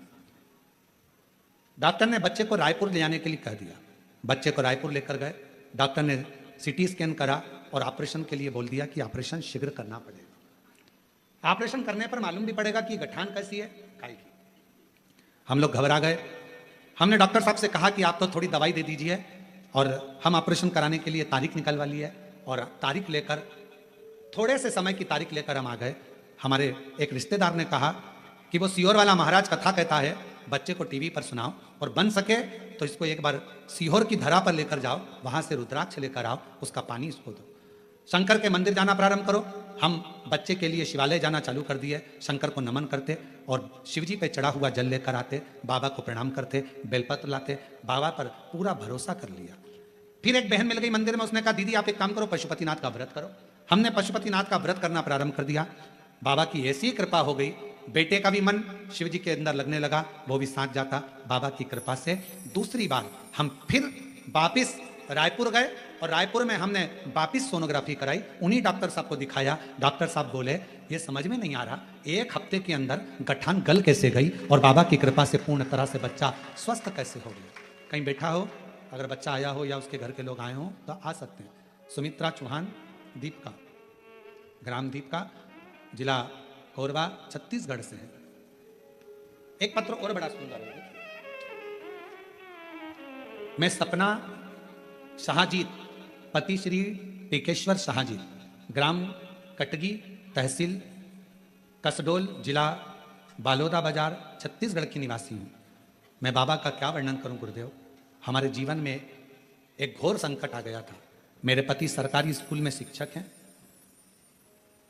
पैसे के लालच में एक शराबी व्यक्ति ने अपनी बेटी 11 वर्ष की पति पर छेड़छाड़ का इल्जाम लगा दिया और मेरे पति जो टीचर हैं उनको फंसा दिया। इल्जाम लगते से ही सारा केस मेरे पति पर बन गया और गुरुदेव पूरा घर अस्त व्यस्त हो गया। ऐसा कौन व्यक्ति नहीं था जिसके हमने हाथ पैर ना छोड़े हो, जिससे हमने कहा ना हो। पति भी रोता रोता कहता है कि मैंने कोई स्पर्श नहीं, कभी बातचीत नहीं, उस बच्ची से वो बेटी के तुल्य है, फिर ये कैसा हो गया। पर शराबी व्यक्ति ने धन के लालच में उसने सब ऐसा कर्म कर दिया गुरुदेव। सब अपशब्द कहते हैं, ताना देते, आड़ा टेढ़ा कहते। एक दिन बैठी बैठी रो रही थी दरवाजे के बाहर, एक बहन जी निकल कर जा रही थी शंकर के मंदिर, शाम को थाली उसके हाथ में थी। मेरे से कहती है जी आप यहाँ बैठी रोती रहती हो, पशुपति व्रत क्यों नहीं करती हो। मैंने पशुपति व्रत किया। कुनकरी मयाली गांव में पंडाल में कथा सुनने का उस स्त्री ने मुझे बोला था, तो मैं पंडाल में कथा सुनने गई। बाबा से विनती करी, सब कह रहे हैं कि लंबा केस चलेगा, नौकरी नहीं मिलेगी और 3-4 साल केस में निकल जाएगा। पर बाबा तू कहता है ना कि कथा के पंडाल में जो मांगा जाए वो मिलता जरूर है। मैं भी कुनकुरी की कथा में हूं, मयाली आई हूं। बाबा कृपा करना, मेरे बेटे की, मेरे पति की वापिस नौकरी लगा देना, सारा केस निपटा देना। बाबा तुम सत्य को मानते हो ना शिव। सीहोर वाला महाराज कहता है सत्यम शिवम सुंदरम होता है, तो मैं सत्य पर जीने वाली हूं। बाबा तेरा साथ नहीं छोड़ूंगी जिंदगी भर, तो कृपा करना अगली कथा जहां होगी मैं वहां पहुंचूंगी। गुरुदेव जिस केस में 3 साल लग जाते हैं, मेरे कुबेर भंडारी ने सिर्फ 3 महीने में ही पति को दोष मुक्त करा दिया और उनकी नौकरी वापिस मिल गई और बाबा की कृपा हो गई। मैं बाबा को प्रणाम करने के लिए यहाँ। शिव शिव है, शंकर शंकर। आप अच्छा कर्म करो, शिव आपका साथ दे। कोई कितना भी इल्जाम लगाए, आप शब्द बोले, ताना दे, गाली दे, दुनिया का काम है तुम्हारे पर आक्षेप लगाना।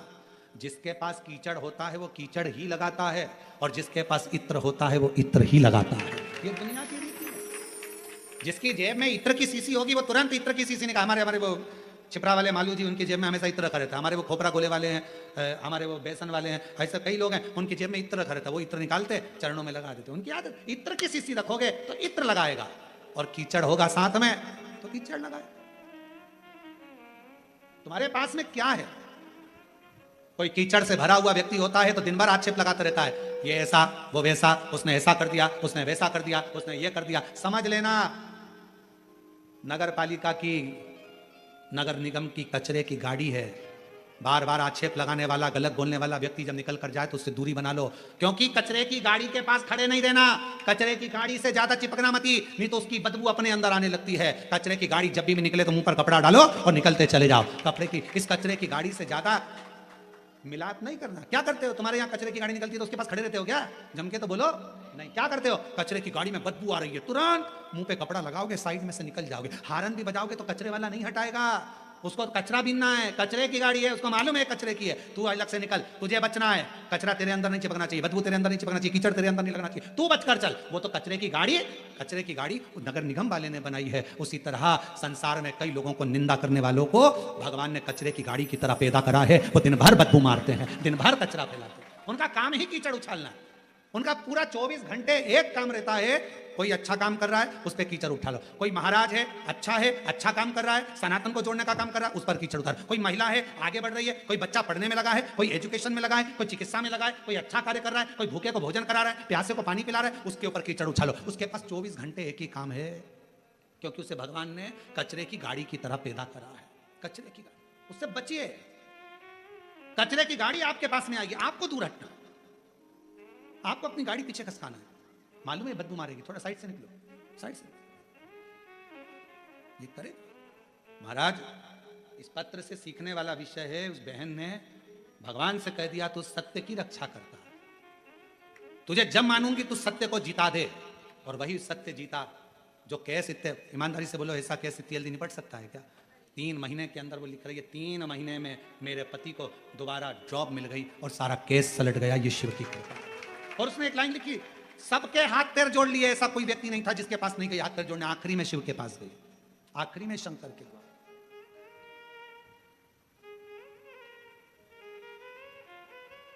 और हो पालन हारे निर्गुण तुमरे बिन हमरी उलझन सुलझाओ भगवन, तुमरे बिना हमेरा ओ पालनहारे निर्गुण न्याय, तुमरे बिना हमेरा। आप उसके अधीन हो। अच्छा मित्र भी गुरु होता है, अच्छा रिश्तेदार भी गुरु होता है। अगर जो सत्संग से जुड़ा हुआ है, जिसके विचार अच्छे हैं, मन शुद्ध है, हृदय शुद्ध है, वो एक गुरु का काम करता है। आपकी कोई बेस्ट फ्रेंड होगी, अच्छी होगी, व्रत साधना पूजन में लगने वाली होगी, तो अच्छा ज्ञान देगी। ऐसा नहीं कि आपको घर तोड़ देगी। पार्वती जी की सहेली ने अच्छा ज्ञान दिया। गुरु और भगवान में बहुत बड़ा अंतर होता है। गुरु और भगवान में बहुत बड़ा अंतर होता है। गुरु तुम्हें मंदिर जाना सिखाता है, गुरु तुम्हारे हाथ में माला पकड़ाता है, गुरु तुम्हें पूजन करने का विधान बताता है, गुरु तुम्हें कथा सुनने में मन लगाने का कहता है, गुरु तुम्हें मंदिर तक भेज देता है। और भगवान क्या करता है? गुरु माला पकड़ाएगा, भगवान माल पकड़ाएगा। समझते जाना जरा, बहुत समझदारी का ध्यान देना। शिव पुराण है। गुरु क्या पकड़ाएगा? माला। भगवान क्या पकड़ाएगा? माल। गुरु क्या पकड़ाएगा? मंदिर का द्वारा। मंदिर जाओ, 1 लोटा जल चढ़ाओ। और भगवान क्या पकड़ाएगा? गाड़ी का स्टेयरिंग, गाड़ी, बंगला, जाएगा। गुरु कहां पहुंचाएगा? मंदिर के दरवाजे। और भगवान कहां पहुंचाएगा? धन दौलत संपदा में। गुरु क्या कहेगा? भक्ति करना। और भगवान क्या कहेगा?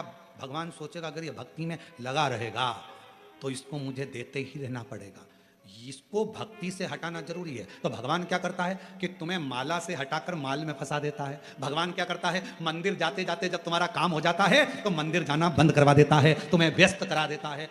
फिर भगवान क्या करता है? तुम कथा में मन लगाते रहते हो तो भगवान धीरे धीरे तुम्हारे मन को कथा सुनते सुनते उचिष्ट कर देगा। तुमको लगेगा बहुत सालों से सुन रही हूँ, 2 साल हो गए, 4 साल हो गए, अब मन उचिष्ट होने लगेगा। तो धीरे धीरे उचिष्टता आने लगती है। अर्थात भगवान तुम्हें कथा से दूर करेगा, मंदिर से दूर करेगा, सत्संग से दूर करेगा। क्यों? क्योंकि भगवान को मालूम है अगर ये मेरा भजन करती रहेगी, भक्ति करती रहेगी, कथा सुनती रहेगी तो मुझे देते रहना पड़ेगा। इसको पहले भक्ति में से हटाऊंगा तो ये देना मुझे बंद करना पड़ेगा।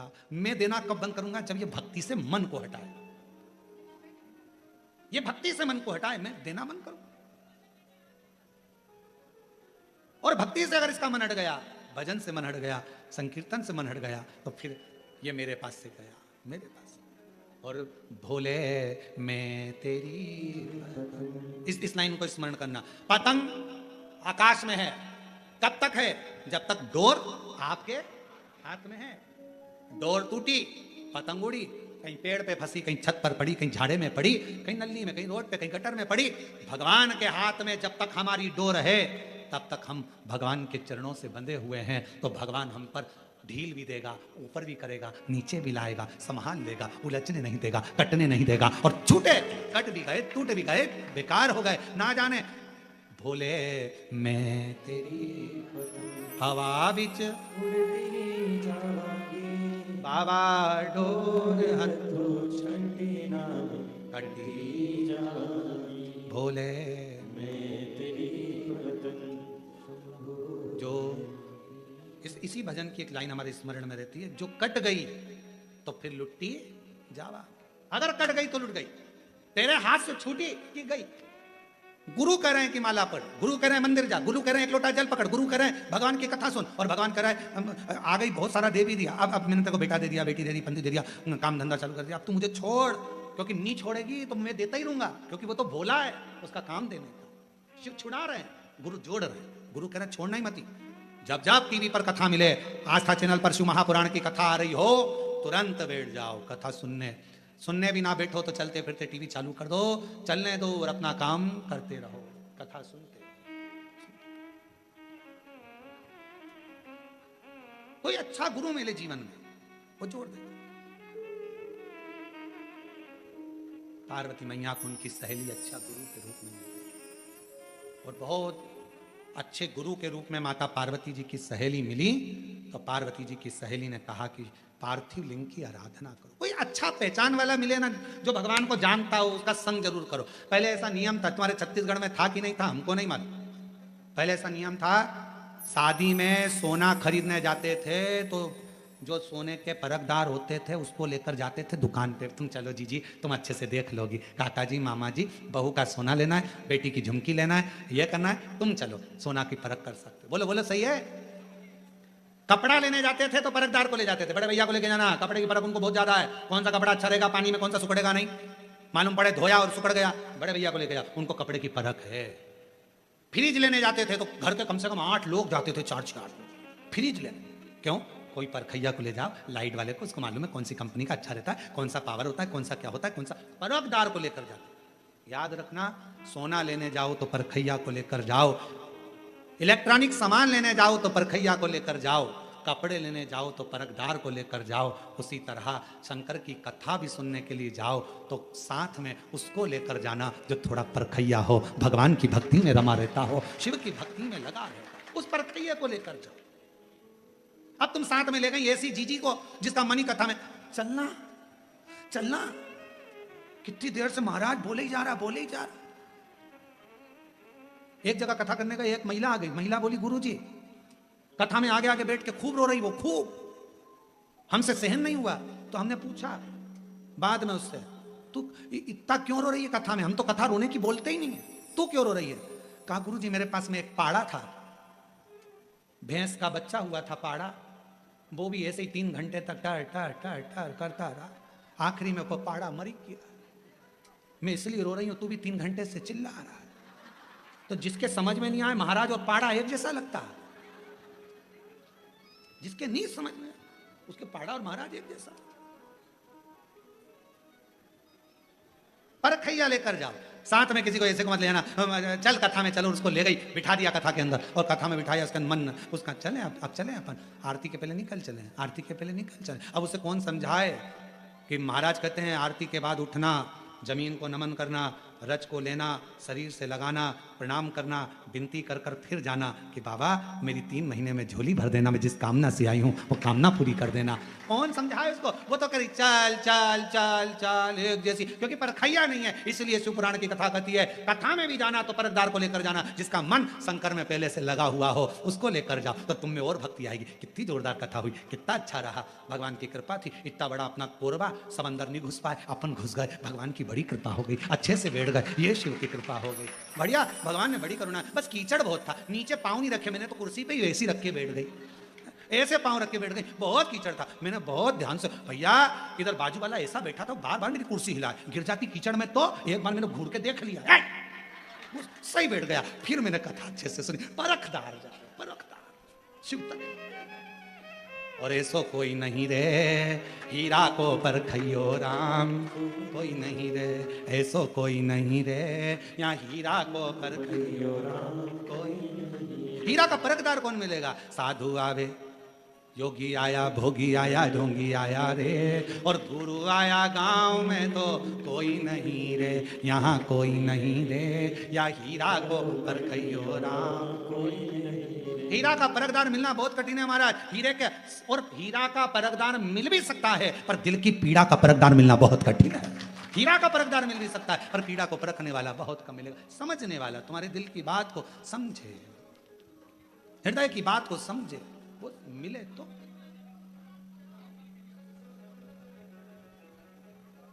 समझने वाला महाराज, शिव तत्व है, शंकर की करुणा है, शिव कथा है। तुम आना भोले बाबा मेरे मकान में, तेरा डमरू डम डम बाजे सारे बाबा। तुम आना तो ऐसे आना, तुम पार्वती को लाना, तुम बोलो, सब बोलो, तुम दोनों मत बोलो, सब बोलो। तुम पार्वती को लाना, तुम पार्वती को लाना, संग गणपति को लाना, संग गणपति को लाना मेरे, तेरा डमरू डम डम सारे। बस बाबा से निवेदन करना, आप आओ मेरे हृदय के मकान में, मेरे दिल के मकान, मेरे हृदय में। बाबा तुम लक्ष्मी जी को लाना, नारायण जी को लाना मेरे, फिर कभी नहीं है जाना, मेरे मकान से वापिस मत जाना। तुम लक्ष्मी जी को लाना, नारायण जी को लाना मेरे, तेरा डमरू डम डम बाजे सारे। बाबा इतनी कृपा करना, आप आओ मेरे मकान में रहो, सबको लेकर आओ। ये घर मेरा नहीं, आपका, ये हृदय आपका, ये चित्त आपका, ये मन आपका।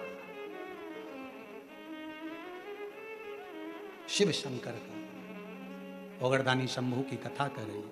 पार्वती जी ने सुन लिया, सखी का कहना माना, और जो पार्थिव लिंग का पूजन करा, पार्थिव लिंग का पूजन। फिर सबसे कहें, पूरे भारतवासियों से जितने कथा सुन रहे हैं, 23 जुलाई को शाम को 7 बजे से 8 बजे तक पार्थिव लिंग ऑनलाइन पूजन में जुड़ना। अपने घर की जो मट्टी हो उस मट्टी को उठाकर शिवलिंग बनाकर 7 बजे बैठना, पूजन करना, बाबा की आराधना करना। फिर देखो मेरा बाबा साल भर में कितनी संपदा, कितना वैभव, सब कार्य सिद्ध करता है। मेरा शिव है, शंकर है, वो घरदानी है, वो शिव है।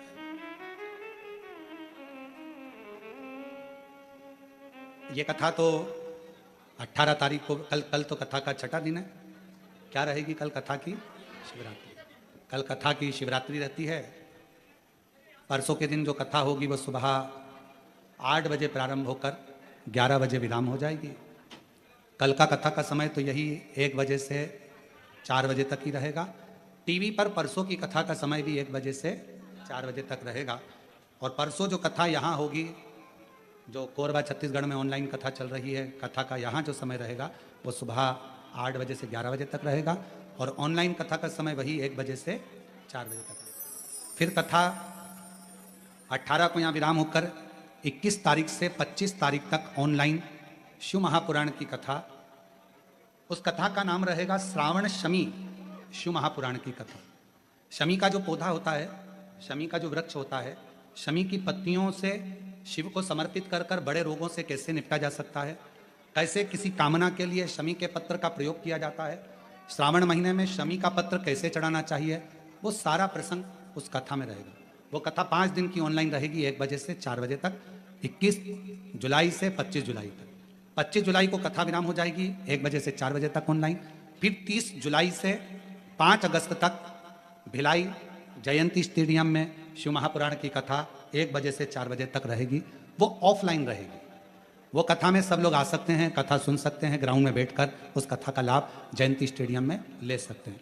5 अगस्त को वो कथा विराम होकर 6 अगस्त को बाबा की जो प्रदोष की कावड़ भराती है, जिसको हमारे यहाँ पर भाव से कुबेरेश्वर बाबा की कामना की कावड़ कहते हैं कि जो दिल से भरता है बाबा अगली कावड़ जब भराती है तब तक उसकी जो कामना होती है वो पूरी कर देता है। ऐसी प्रदोष की 6 अगस्त की कावड़ सुबह 9 बजे सीहोर के माँ सीवन माता के तट से भरकर कुबेरेश्वर बाबा के मंदिर 11 किलोमीटर दूर पैदल हमारे और आपके साथ में बोल बम करते हुए शिव का नाम लेते हुए चलेंगे। खूब आनंद के साथ आप सब उसमें आमंत्रित हैं शिव की उस अविरल भक्ति को धारण करने के लिए। शिव तत्व के शिव कथा कर रही है, भगवान शंकर का चरित्र कर रहा, मां पार्वती जी ने स्वीकृत किया और माता पार्वती जी ने अपनी सहेली अपनी सखी को गुरु मानकर उसकी ही बात को स्वीकार किया। और बात स्वीकार कर माता पार्वती जी ने पार्थिव लिंग का पूजन करना प्रारंभ करा और उस पार्थिव लिंग का पूजन का फल कितना मिला कि देव अधिदेव महादेव पार्वती जी को प्राप्त हो। स्वयं शिव माता पार्वती जी जब शिव जी से वर प्राप्त कर ली कि मैं तुम्हें लेने के लिए आऊंगा और तुम्हारा विवाह मेरे साथ ही होगा, तब पार्वती जी अपने पिता के साथ हिमालय राज के साथ अपने भवन में चली। समय बीतता गया, भगवान ओघड़दानी शंभु उत्तरकालदर्शी कैलाशी अविनाशी शंकर भगवान जब मंगल विवाह का समय आया तो बारात लेकर पहुंचे और शिव जी का विवाह पार्वती जी के साथ। अब देखिएगा जरा, शिव महापुराण का एक छोटा सा प्रसंग कितना सुंदर वर्णन कर रहा है कि शिवजी पार्वती माता को लेकर चले। सबसे पहले पार्वती माता को लेकर शंकर भगवान गए तो काशी गए, महाशमशान महामशान महाशमशान काशी में बाबा विश्वनाथ की धरा पर बाबा विश्वनाथ पार्वती जी को लेकर गए और पार्वती जी उस पवित्र धरा पर पहुंचती हैं तो शिव जी उनको देखते हैं। शंकर भगवान को लगा एक सौभाग्यवती नारी स्त्री जिसका अभी मंगल विवाह हुआ, शादी हुई, क्योंकि भगवान शंकर जानते थे माता सती को विवाह के बाद में कुंभज ऋषि के यहाँ लेकर गया था और कुंभज ऋषि के यहाँ जाने के बाद माता सती ने अपने शरीर को त्याग दिया था, सती ने शरीर को छोड़ दिया था। तो शिव जी को लगा, भगवान शंकर को लगा जरा मैं भी तो देखो, सती माता को लेकर गया तो कुंभज बाबा के यहाँ पर, तो पार्वती को लेकर गए महाशमशान में काशी में, और महाशमशान में जैसी पार्वती को लेकर गए शंकर भगवान को तो लगा था कि पार्वती जी को क्रोध आएगा कि विवाह के बाद मुझे कहां लेकर आयो, मसान में शमशान में। पार्वती को तो क्रोध आना चाहिए, पर माता पार्वती जी को क्रोध नहीं आया, बिल्कुल क्रोध। शिव जी ने पूछा पार्वती तुझे मैं काशी लेकर आया हूं महाशमशान में और तुझे क्रोध नहीं आया? पार्वती जी कहती हैं क्रोध किस बात का करूं, जब मेरे पूर्व में जो पिता रहे हैं दक्ष प्रजापति, उन्हीं ने आपको श्राप दिया था कि शमशान में निवास करोगे। जब आपको खुद ये मुझे मालूम है कि श्राप लगा है शमशान में रहने का, तो क्रोध किस लिए? और ये तो वो भूमि है जो दुनिया का व्यक्ति कभी अगर आएगा भी नहीं तो लोग उसे बांध कर लेकर आएंगे, पर आएंगे जरूर। ये तो वो भूमि, ये कोई साधारण। शिव महापुराण की कथा कहती है काशी के कंकर कंकर में शंकर है, और काशी में जितने शंकर हैं वही काशी है, और काशी ही शंकर। काशी में निवास करने वाला एक छोटे से छोटा बच्चा भी, काशी में रहने वाला एक बूढ़े से बूढ़ा व्यक्ति भी, काशी में रहने वाला चाहे ब्राह्मण हो, चाहे क्षत्रिय हो, चाहे वैश्य हो, चाहे शूद्र हो, काशी में रहने वाला पशु हो, पक्षी हो, जीव हो, जलचर हो, थलचर हो, काशी में रहने वाला एक एक जीव भी मेरे शंकर का ही एक अंश है, शिव का ही एक रूप है। तो काशी में निवास कर रहा है, काशी में काशी में केवल लोग कहें कि मानव बसते हैं या इंसान रहता, ना ना, काशी में तो मेरा शंकर रहता, शंकर।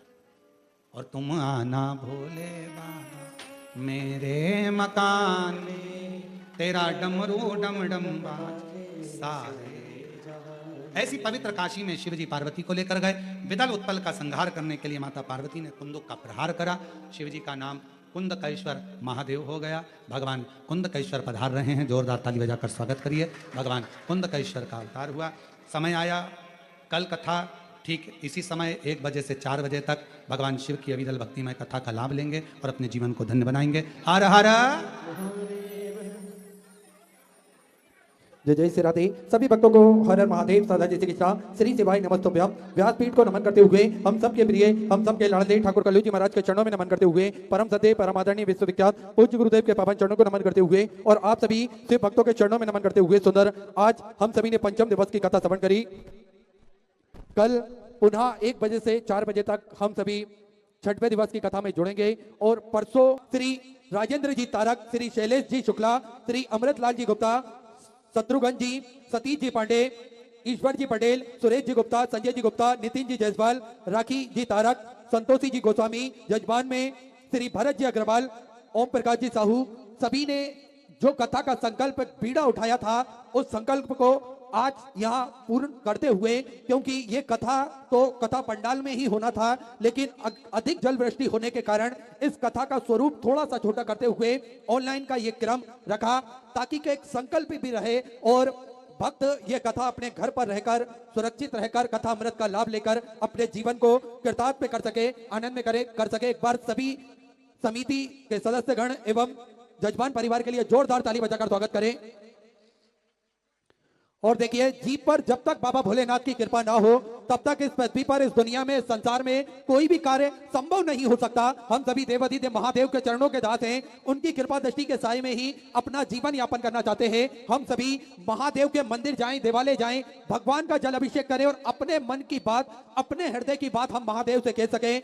बड़ा ही सुंदर और सरल तरीका हम सभी को पूज्य गुरुदेव ने बताया है। 1 लोटा जल, सारी समस्याओं का हल। 1 लोटा जल लेकर हम पास के मंदिर जाते हैं, देवालय जाते हैं, भगवान का जल अभिषेक करते हैं, अपने मन की बात महादेव से कहते हैं, तो निश्चित ही 1 लोटा जल के प्रभाव से सारी समस्याओं का निदान तो निकलता है, साथ में महादेव के चरणों में जाने का एक सौभाग्य भी हमें प्राप्त होता है और उनका धन्यवाद अदा करने का अवसर भी हम सभी को प्राप्त होता है। पूज्य गुरुदेव ने एक बड़ा ही सुंदर और सरल तरीका हम सभी को बताया है। और देखिए, बाबा भोलेनाथ की कृपा ही बड़ी निराली है। जो भक्त 1 लोटा जल चढ़ाने का नियम अपने जीवन में धारण करता है, निश्चित ही उनकी मनोकामनाएं तो पूर्ण होती है, साथ में मेरा कुबेर भंडारी की कृपा दृष्टि भी, महाकाल राजा की कृपा दृष्टि भी उन सभी जीव पर विद्यमान होती है और निरंतर बाबा की भक्ति हम सभी को मिलती रहे, बाबा की कथा हम सभी श्रवण करते रहें, तो निरंतर बाबा के चरणों में अपने मन को हम सभी लगाते रहें। और देखिए, हम सभी निरंतर, कई भक्त ऐसे हैं जो अभी भी बारिश होने के कारण, बारिश हो रही है फिर भी छाता लेकर खड़े हुए हैं, लेकिन किसी ना किसी तरह से वो बाबा की भक्ति करना चाहते हैं, कथा श्रवण करना चाहता है। कोई उन्हें पागल भी कह देता है, कोई उन्हें बावला कह देता है, कोई उन्हें दीवाना कह देता है, लेकिन सही मायने तो ये है कि ये बाबा की भक्ति में लीन है। इन्हें कोई फर्क नहीं पड़ता कि किस प्रकार से ये कथा अमृत का लाभ लेने ये पहुंचे, चाहे परिस्थितियां कुछ भी हो, लेकिन ये शिव भक्त हमेशा बाबा की भक्ति में लीन रहते हैं। एक छोटी सी कथा के माध्यम से हम सभी जानेंगे कि हम सभी को केवल अपने मन की सुनना चाहिए, हमें केवल बाबा की भक्ति में अपने मन को लगाना चाहिए। समुद्र के किनारे हम सभी को ज्ञात है कि समुद्र बड़ा ही विशाल होता है और निरंतर उसके किनारे पर कई लोग जाते हैं, कई लोग अपने अनुभव महसूस करते हैं। तो हम भी ये सुंदर छोटी सी लघु कथा श्रवण करेंगे।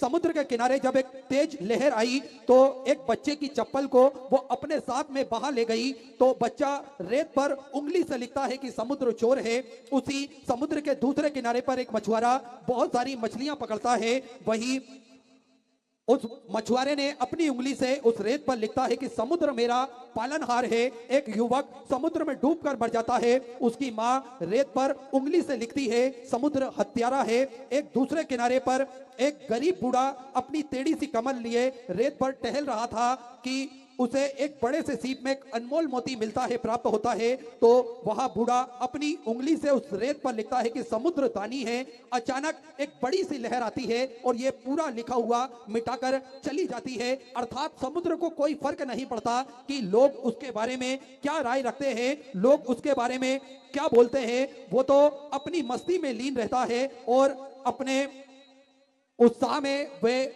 शुमार रहता है। हमको भी अगर समुद्र की भांति अगर हम सभी को भी बनना है तो कभी भी अपने जीवन में फजूल की बातों पर ध्यान ना दें, अपने उफान, उत्साह, शौर्य, पराक्रम को शांति समुद्र की भांति हम सभी को रखना चाहिए। अपने हिसाब से हमें अपनी लहरों को तय करना चाहिए। हमें क्या करना है, क्या नहीं करना है, ये हम सभी को समुद्र की भांति तय करना चाहिए। देखिए, फर्क नहीं पड़ता किसी को भी। अगर मक्खी चाय में गिरती है तो लोग चाय फेंक देते हैं, अगर वही मक्खी घी में गिरती है तो लोग मक्खी को निकाल के फेंक देते हैं। इसलिए हमेशा अपनी परिस्थितियों के हिसाब से अपने आप के उत्साह, उफान और शौर्य को हम सभी को तय करना चाहिए। हमें अपने रास्ते खुद चुनना चाहिए। और देखिए, वैसे भी हम सभी को, अगर हम व्यस्त रहेंगे तो मस्त रहेंगे।